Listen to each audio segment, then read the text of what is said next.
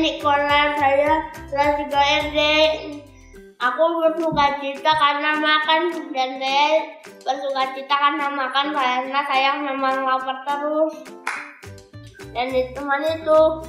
Hai teman-teman, saya Vena, saya kelas 6. Yang membuat saya bersuka cita adalah waktu kelas 5 semester 2 saya mendapatkan nilai ulangan matematika yang cukup tinggi karena Tuhan membantu.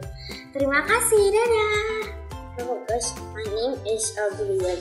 I am going to read. The thing that makes me happy is playing computer and playing phone. Goodbye. Halo teman-teman, aku Feni, aku kelas 6. Hal yang membuat aku suka cita adalah aku memiliki barang impianku yang sudah lama. Dadah! Halo teman-teman, nama aku Novalino, aku kelas 7. Hal yang paling membuatku bersuka cita adalah ketika aku bisa beribadah bersama dan bisa mendengarkan kebenaran firman Tuhan bersama. Itu saja, terima kasih. Halo adik-adik Victory Kids, bertemu lagi dengan Kak Ima. Selamat hari Minggu buat kita semuanya. Kak Ima percaya adik-adik di rumah semuanya dalam keadaan semangat dan sukacita untuk mengikuti ibadah pagi hari ini. Tapi sebelumnya adik-adik, Kak Ima ajak mari kita sama-sama berdoa. Terima kasih Tuhan Yesus, saat pagi hari ini hati kami melimpah dengan syukur. Kami dengan penuh semangat dan sukacita untuk memuji dan memuliakan nama Tuhan. Terima kasih Tuhan, kami siap memuji Engkau dalam nama Yesus. Haleluya, amin. Mari memuji Tuhan.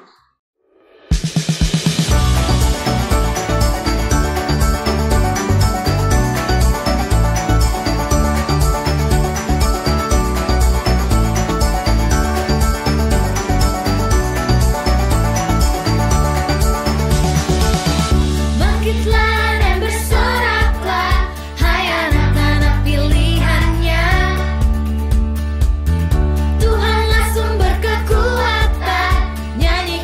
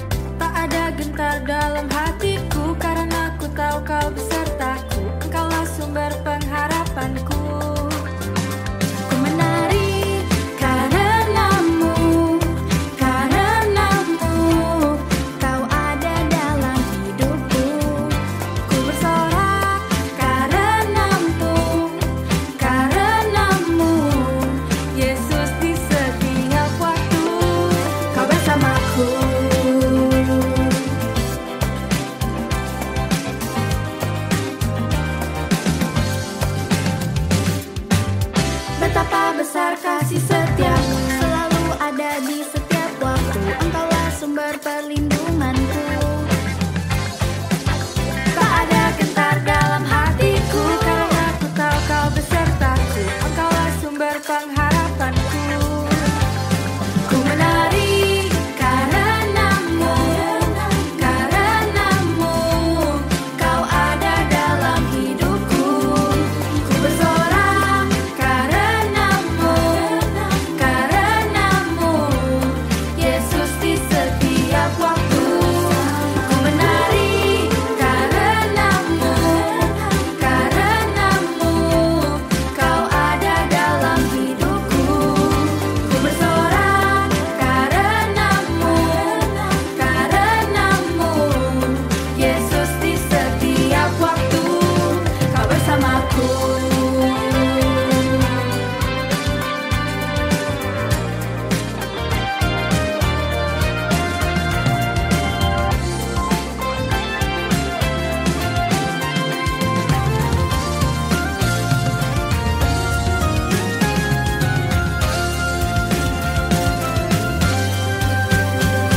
Ku menari karenamu, karenamu.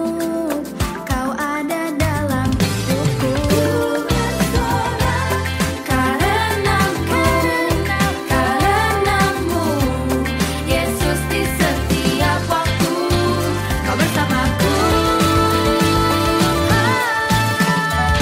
Ku menari karenamu, karenamu. Kau ada dalam hidupku. Ku bersorak karenamu, karenamu. Yesus di setiap waktu. Kau bersamaku.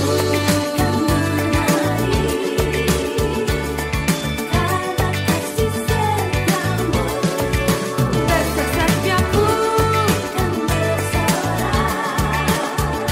karenamu, Tuhan.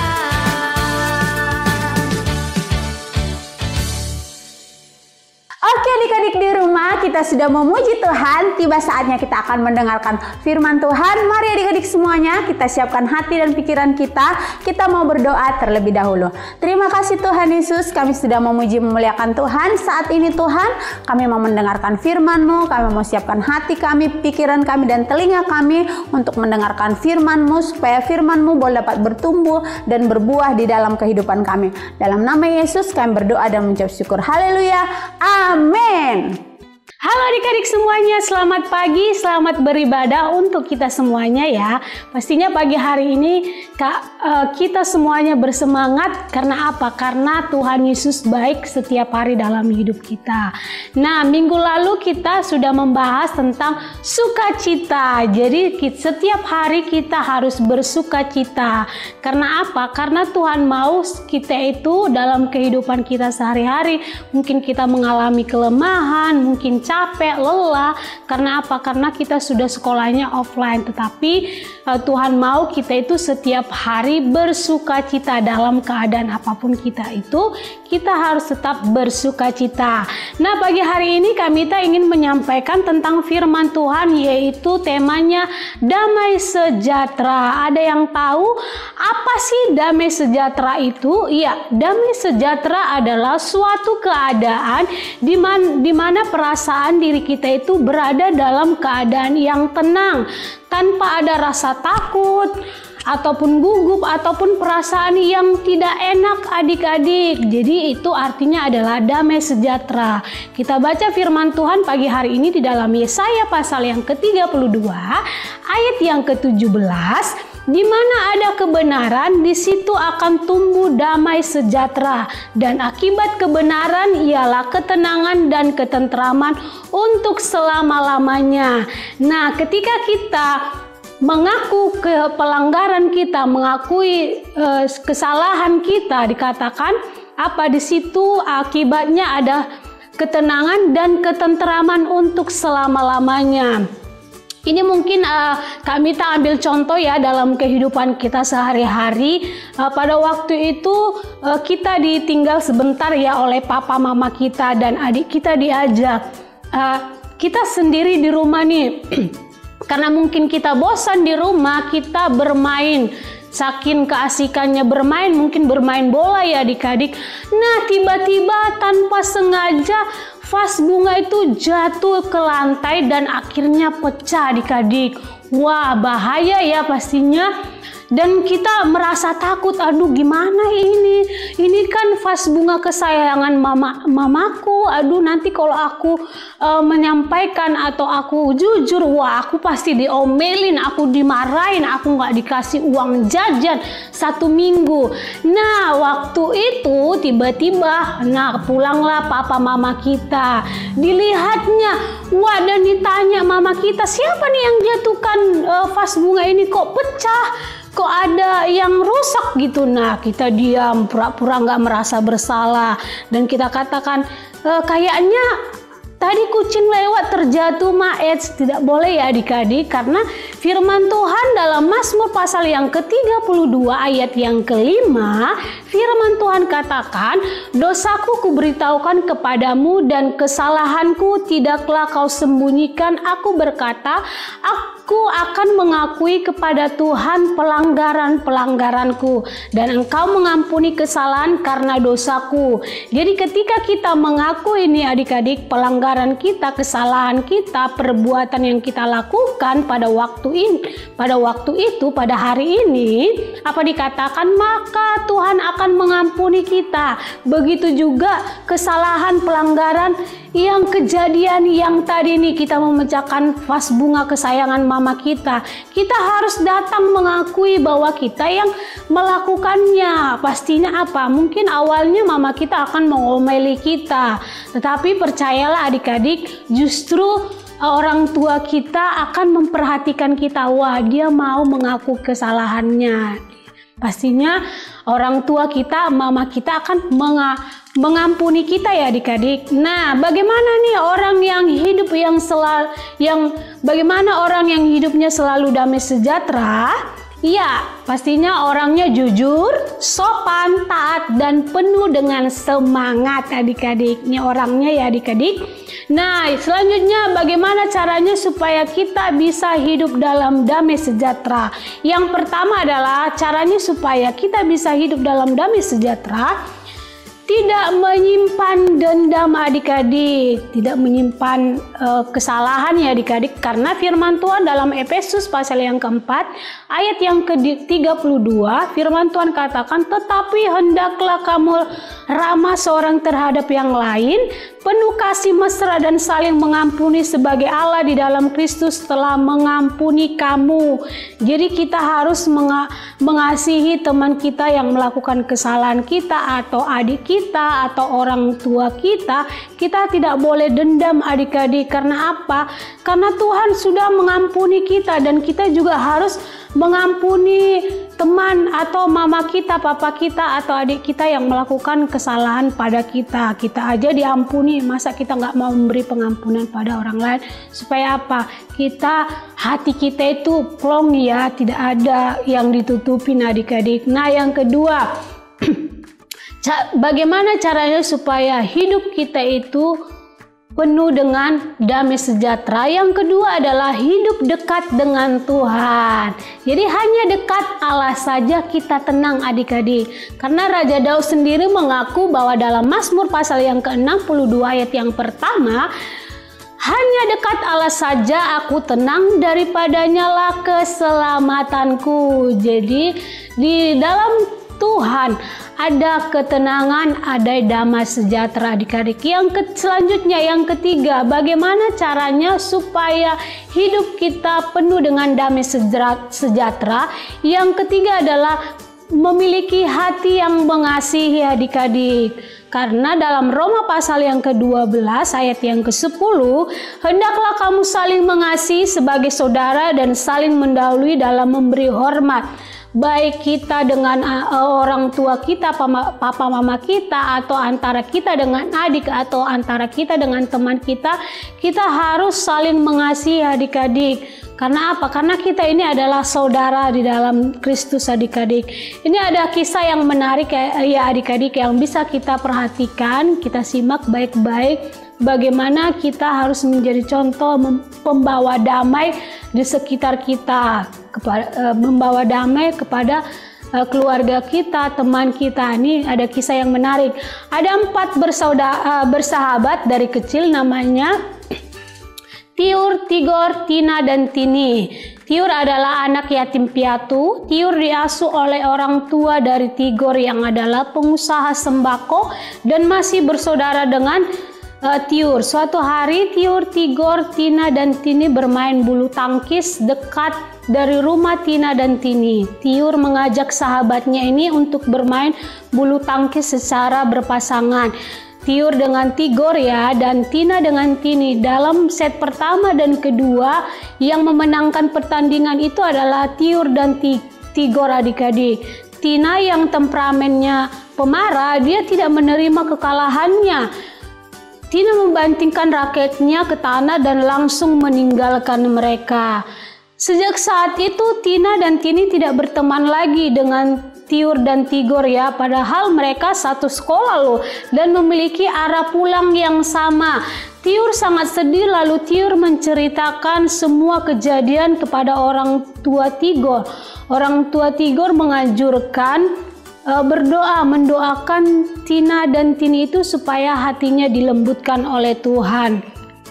Tidak beberapa lama kemudian sekolah mengumumkan bahwa mereka berempat utusan dari sekolah dalam bertanding bulu tangkis. Pada waktu itu Tiur datang menghampiri Tina dan meminta maaf. Jadi si Tiurnya yang datang menghampiri Tina, padahal kan yang salah itu adalah Tina dan Tini. Akhirnya Tiur datang menghampiri Tina dan meminta maaf, tetapi Tina berkata bahwa akulah yang salah. Nah, akhirnya apa? Tina sadar adik-adik.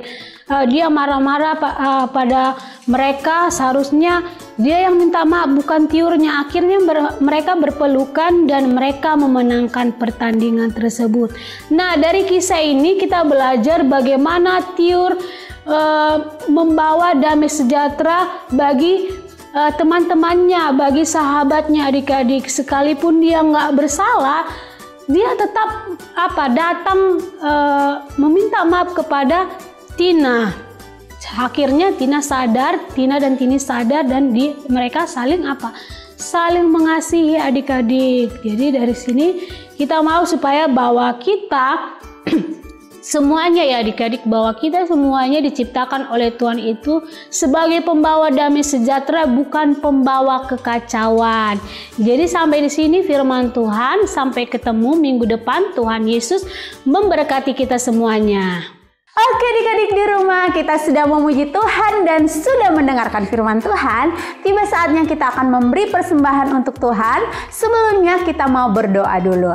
Terima kasih Tuhan Yesus, kami bersyukur pagi hari ini Tuhan. Kami sudah memuji Engkau dan sekarang kami mau memberikan persembahan untuk Tuhan. Kami rindu ya Tuhan, berkatilah persembahan kami untuk kemuliaan bagi nama-Mu. Terima kasih Bapa, dalam nama Yesus kami berdoa dan mengucap syukur. Haleluya. Amin. Selamat memberi.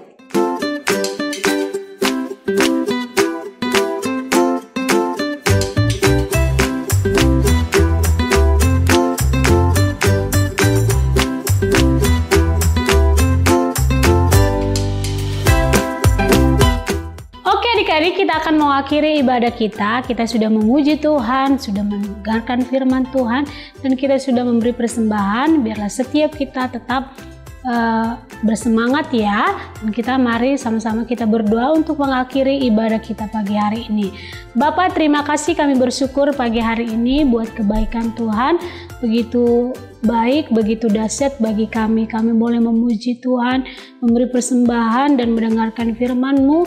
Semua karena anugerah Tuhan bagi kami. Tuhan berkati setiap kami, berkati anak-anak Victory Kids sepanjang minggu ini. Dan Engkau juga memberkati guru-guru Victory Kids. Engkau juga memberkati kedua orang tua kami, pekerjaan kedua orang tua kami, Tuhan memberkati. Terima kasih Tuhan, dan kami berdoa dan kami akan akhiri ibadah kami dengan pengucapan syukur di dalam nama Tuhan Yesus. Kami sudah berdoa, haleluya, amin. Selamat hari Minggu, Tuhan Yesus memberkati. God bless you. Dah.